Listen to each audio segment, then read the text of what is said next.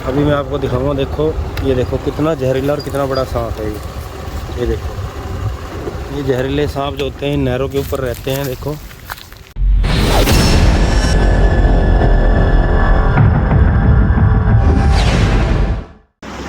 अस्सलाम वालेकुम, नमस्कार, सत श्री अकाल दोस्तों। मेरा नाम आशुम मलिक है, मैं गोताखोर पटियाला पंजाब से। और सुबह सुबह का टाइम है, नहरों के ऊपर हमने अपना काम शुरू कर दिया है। और आज बातें होंगी उन डेड बॉडी की जो सैकड़ों की तादाद में, हज़ारों की तादाद में, लाखों की तादाद में हिंदुस्तान के अंदर मिलती है। नदियों में, नहरों में, नालों में, जंगलों में, रेलवे ट्रैक पर, रोडों के किनारे। तो आज वीडियो के अंत में उन सब चीज़ों की बातें होंगी। तो चलिए हम अपने सफ़र को शुरू करते हैं। बाकी बातें हम वीडियो के अंत में करेंगे। वीडियो के अंत की जो बात होती है उसकी दोस्तों मैं आपसे अपील करता हूँ बार उसको सुनना ज़रूर, क्योंकि ना हम एक मुद्दा रखते हैं जो समाज के हित के लिए होता है। तो चलिए दोस्तों हम अपने सफ़र को शुरू करते हैं। बाकी बातें वीडियो के अंत में करेंगे। तो दोस्तों डेली हम इन्हीं जंगलों से गुजरते हैं और नहरों पे जो वीडियो हम बनाते हैं ये इतना आसान नहीं है। आपको लगता है कि हम इतनी आसानी से बनाते हैं। देखो ठंड भी होती है, आंधी भी है, तूफ़ान भी है, बारिश भी है। हर मुसीबतों का सामना करते हुए इन नहरों पे पहुँचते हैं, उन जगहों पे पहुँचते हैं जहाँ पे डेड बॉडियाँ पड़ी होती हैं या कोई हादसे का शिकार हुआ होता है। वो दुखी परिवारों से मिलते हैं जो नहरों के किनारे बेचारे बैठे रहते हैं टकटकी लगाए कि उनके जो नहरों के अंदर अपने जो पानी के अंदर डूब चुके हैं उनको ढूंढने के लिए वो बेचारे नहरों के किनारे बैठे रहते हैं। और कई तरह के हमारे जानवरों से भी सामना होता है, जैसे हिरण हो गया, रोज़ हो गए, सांप हो गया, नेवले हो गए, गो, और ऐसे लिजर्ड मॉनिटर जो और भी कई तरह के जहरीले जानवर हैं, बिच्छू वगैरह जो जहरीले हैं, उनसे हमारा सामना होता रहता है। और इस तरह ये बेचारे भाई हैं जो बकरियां चुगाते हुए रोड के किसी नहर के किनारे चलते रहते हैं, वो भी उनसे भी हम मिलते हैं। इनको भी हम अपने नंबर दे के रखते हैं ताकि कोई डेड बॉडी आई हमें बता दें। तो चलिए दोस्तों हम अपने सफ़र को जारी रखते हैं। वीडियो के अंत में मैं बार बार अपील कर रहा हूँ, आज वीडियो के अंत की जो बात है उसको सुनना ज़रूर, बहुत काम की बात है। तो दोस्तों जैसे अब हम सफ़र कर रहे हैं, इन सफ़र के दौरान इन नहरों के ऊपर बहुत से जहरीले जानवर होते हैं। और अभी मैं आपको दिखाऊंगा। देखो ये देखो कितना जहरीला और कितना बड़ा सांप है ये देखो। ये जहरीले सांप जो होते हैं इन नहरों के ऊपर रहते हैं। देखो और इतने बड़े बड़े जहरीले सांप नहरों के अंदर ही देखो बढ़ गया वो पानी के अंदर अब। और इसी तरह ही नहरों के अंदर भागड़ा किनारे में बैठे रहते हैं। तो दोस्तों देखा था आपने कितना जहरीला सांप था ये सिर्फ नहर की पट्टियों के किनारे किनारे फिरते रहते हैं और हमारा सामना रोज़ इनसे ही होता है। तो दोस्तों ये आ गया झालखेड़ी वाला पुल। ये ज़िला फतेहगढ़ साहिब के अंदर आ गया। हम थाना मूलेपुर पड़ता है इस एरिया का। और अभी हमारा सफ़र बाकी है, तो चलिए हम अपने सफ़र को जारी रखते हैं दोस्तों।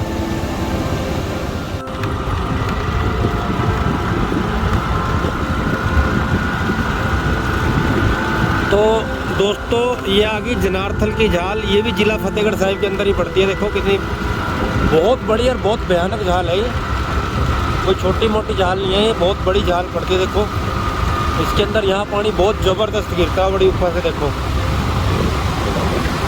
और इसका जो शोर है वो भी बहुत ज़बरदस्त है।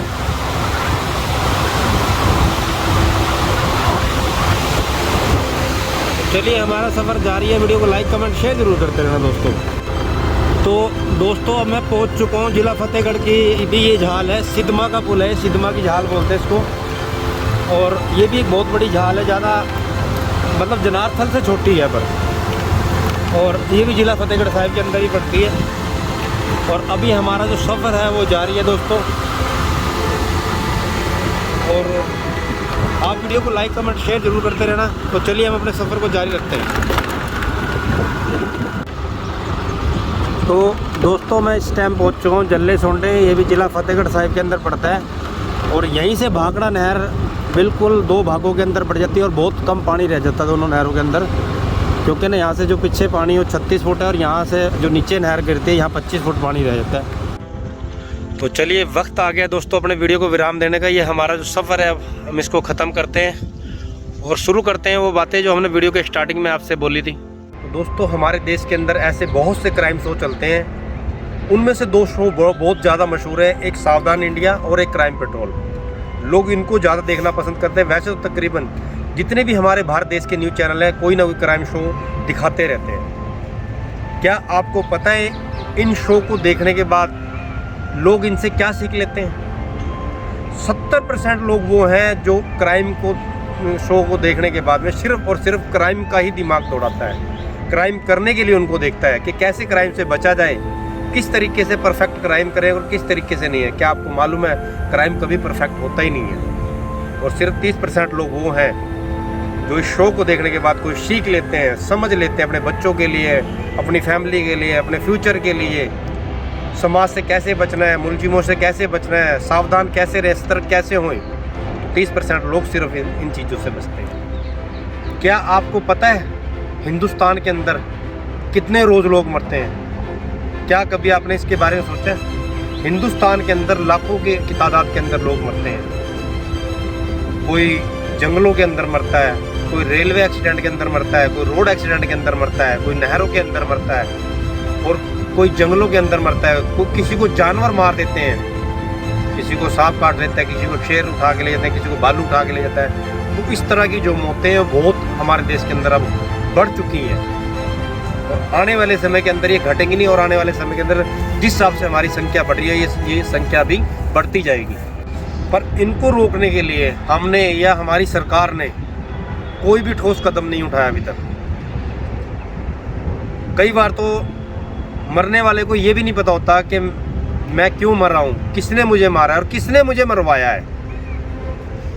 ज़्यादातर जो हमारे देश के अंदर क्राइम होता है, मर्डर होते हैं, हादसे होते हैं, उनके अंदर मरने वाला और मारने वाला उनका खास और अजीज और उनका नज़दीकी होता है। ज़्यादातर जो मौतें होती हैं वो 3 कारणों से होती हैं। सबसे पहला और सबसे बड़ा कारण है वो है औरत, जिसको कहते हैं अवैध संबंध। सबसे ज़्यादा जो है अवैध संबंध के कारण लोग मरते हैं। और दूसरा जो कारण है वो है ज़मीनी विवाद, जो घर परिवार का जो बंटवारा, ज़मीन जायदाद जो होती है उसके कारण मरते हैं। और तीसरा होता है विश्वास और भरोसा, जो अपने ही लोग तोड़ते हैं।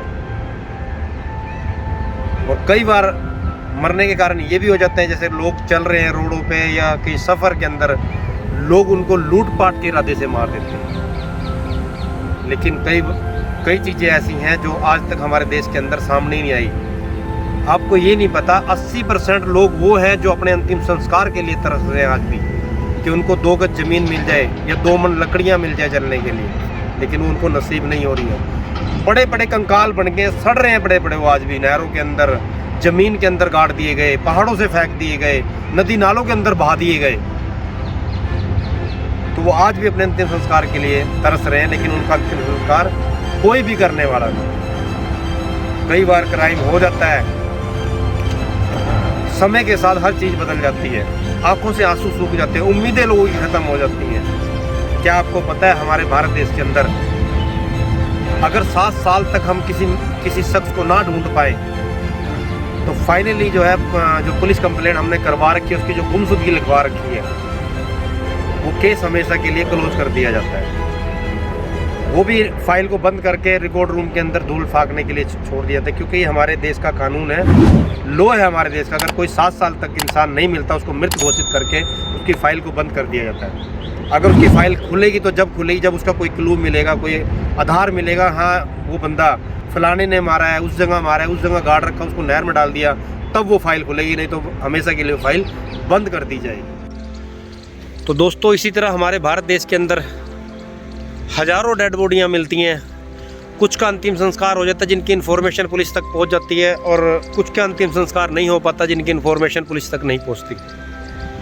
आज भी हज़ारों लाखों शरीर, मानव शरीर कंकाल बन चुके हैं नहरों के अंदर, रोडों के ऊपर, जंगलों के अंदर, ज़मीन के अंदर गड़े हुए हैं, जो अपने अंतिम संस्कार का इंतज़ार कर रहे हैं, और उनके बारे में कोई इन्फॉर्मेशन पुलिस तक नहीं पहुँच रही है।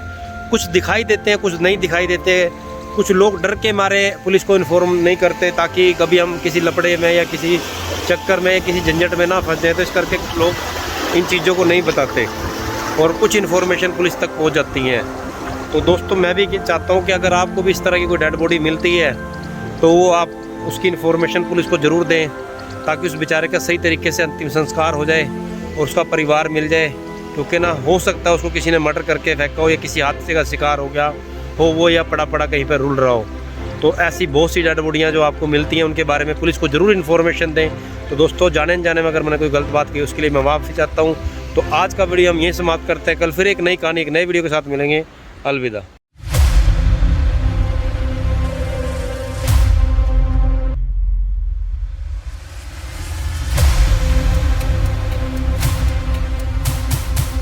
हेलो, अस्सलाम वालेकुम, आदाब, सत श्री अकाल। मैं शहजाद खान, ये है आशु भाई।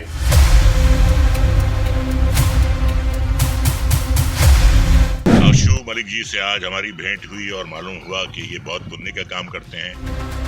ये हिंदुस्तान के मशहूर गोताखोर हैं।